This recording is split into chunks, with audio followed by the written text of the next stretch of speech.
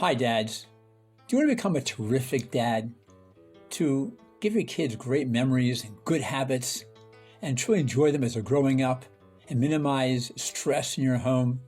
Hi, I'm Dr. Benjamin Rothstein, and I've created a series of courses to help you become a terrific dad. This is an overview of those courses, what they have to offer for you. It doesn't really matter whether you're a married dad or a single dad.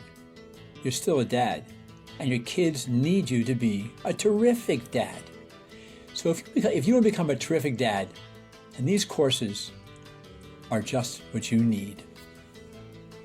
You know, there's nothing more exhilarating and uplifting and exciting than being a father. By the same token, being a father can be very frustrating and aggravating. Either way, we are responsible for the development and the health and safety and futures of our children. So many of us have grown up with narcissistic, dysfunctional, absent, or just clueless fathers that we have no idea how to be a father. We have no role models to guide us. So being a father can seem almost impossible. It can be an imposition in our life. After all, we have things to do, a place to go, and people to see. And perhaps we don't feel it's important. You know, who else can drive, carpool, and do homework? You can hire people to do this stuff for you. Maybe we're scared because it's a big responsibility. But if you think being a father is not important and is superfluous, I got a word for you. Boulder Dash. Our kids need us. They need a father. They need our direction and our guidance. They need discipline. They need our love. It's essential to their well-being. They need our acceptance. They need our approval. Our kids need us. But there are many things which we don't know. It has to be taught. You know, if we weren't taught, we no way to know these things. And there are 14 things dads need to be taught. And here they are. Number 1, what is discipline? Did you know discipline to a child is love? But how do you make discipline a loving action for your child? Another thing is bedtime. All kids have to be put to bed. It can be a nightmare, it can be a dream. Take your pick. What about nutrition? They got to eat. What do you feed them? What's the minimum kids need to thrive? Are vitamins important? Is sugar really so bad? Another thing to know about is stress in your child. Children experience stress. What's it look like? How do you know when it's dangerous? How do you know when to step in? What do you do when you find that your child is experiencing stress that is harmful to them? Injuries. All children get hurt. It's just part of growing up. Injuries occur to everybody, some more, some less. Bumps and bangs and scrapes and bruises and sometimes broken bones. What do you do when a child gets injured? How best handle it when you go to the doctor, when you go to the emergency room, when you take care of it at home. Another thing you'll learn about is traumatic brain injuries. The worst of all the injuries are the brain injury, head injuries, concussions. They can have short-term and long-term effects.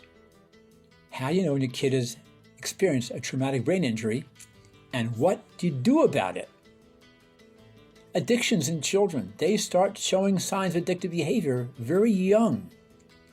How to recognize addictive behaviors, and when do you step in? What do kids really need? What are they saying? What's bothering them to draw them to addictive behaviors? Of all the addictions, eating is probably the most difficult one to deal with in childhood. Got to eat. But truth of the matter is, men, your children should not be fat. If a child is way overweight, I'm not talking a little pudgy, I'm talking a child's overweight, is fat. Something's wrong. It's an eating disorder, or perhaps lack of activity. Something is wrong. Find out how to discover if it's a disorder and what to do about it. All kids get sick. It's part of growing up. Some more, some less. Coughs and colds and runny noses or other kinds of sicknesses. What makes a child susceptible to getting sick, how to prevent it, and how to treat it.